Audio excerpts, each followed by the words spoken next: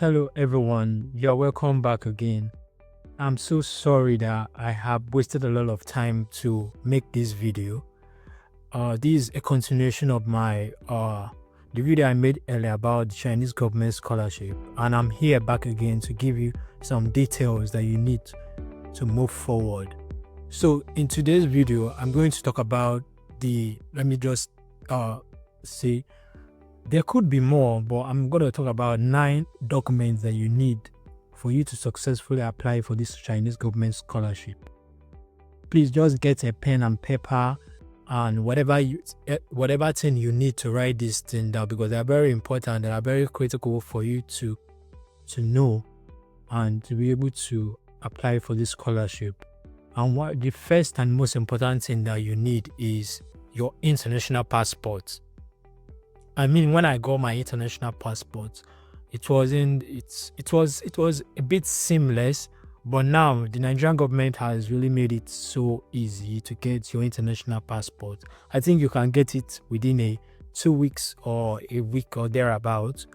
And yeah, if you are damn serious about moving abroad, I think that is one of the most important things you should get before you get any other thing.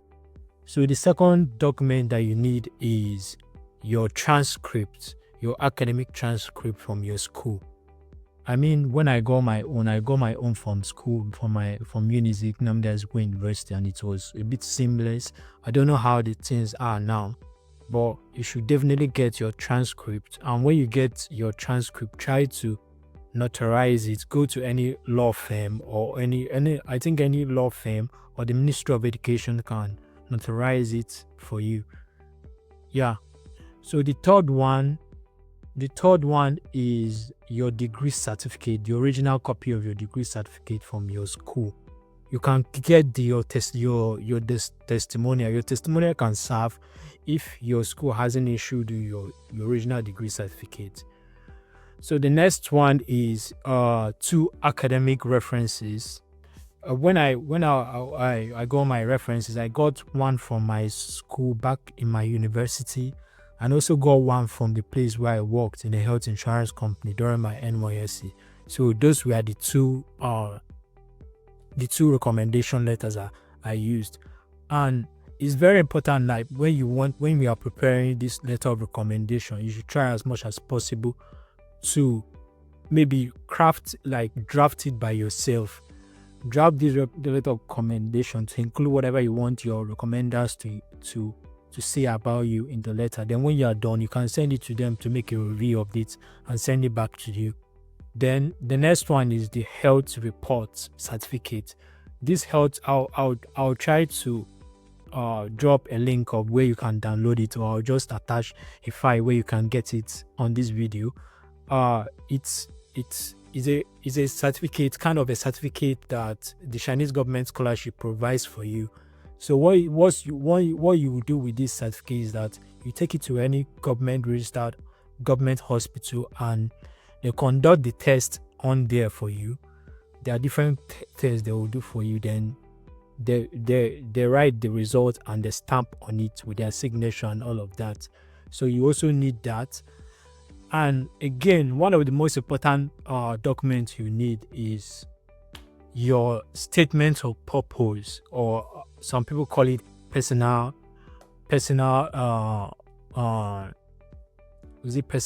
statement. Yeah, that is what a lot of people call it, but I call it statement of purpose. So it's this statement of purpose. I'll still make a specific video on how you can navigate this statement of purpose. But this statement of purpose actually shows why do you want this Chinese government? What are you planning of studying? What is your motive behind studying this particular course, and what will your community or will your home country gain from you studying that course and all of that? And your job history, what have you done in the past year, what are you currently doing now? So your personal statement is going to capture all of this.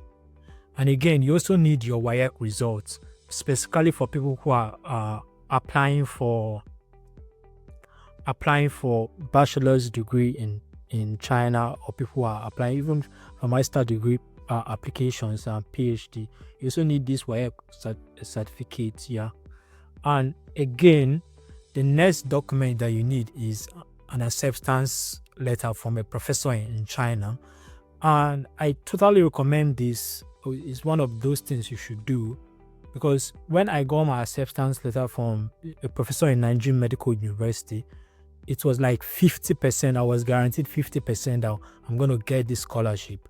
So it helps in a way, but it's not really a guarantee. Even without this acceptance letter from a professor, you can still go ahead and apply for this scholarship. But when you get this scholarship, when you get this acceptance letter from a professor, it actually gives you an upper hand and a chance of getting accepted. And the next one is if proof of English language proficiency. Yeah, this is also very important, particularly when you're applying for an English taught program, because the Chinese government, the Chinese university will want to know if you can speak and write English proficiently. So they need this proof of English proficiency. And you don't necessarily have to take the IELTS exam or Duolingo or any other English test that is out there. As far as you studied in an English-speaking country like Nigeria, you can go to your university you finished from and tell them they should issue you the letter of English language proficiency in the course you studied in. So this was the document I got from my university, and I used it to prove my English proficiency.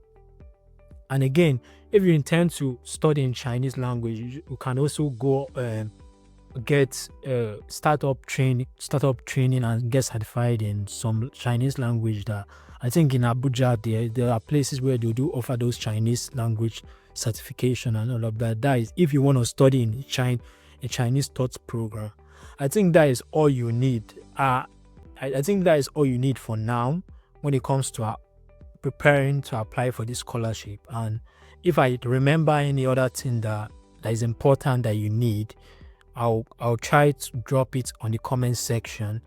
Yeah, I think this is all you need for now. So I think you guys should start preparing, start getting your documents ready, because by October the portal should be open.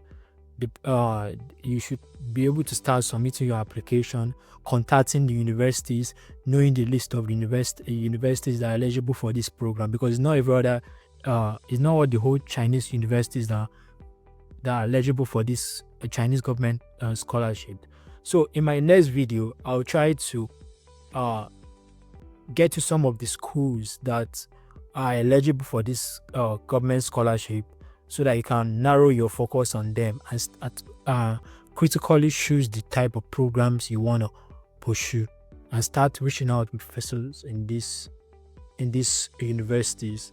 So guys, if you found this video helpful, please give us a thumbs up and follow us, share it to your friends that might need it, and thank you. See you on the next one.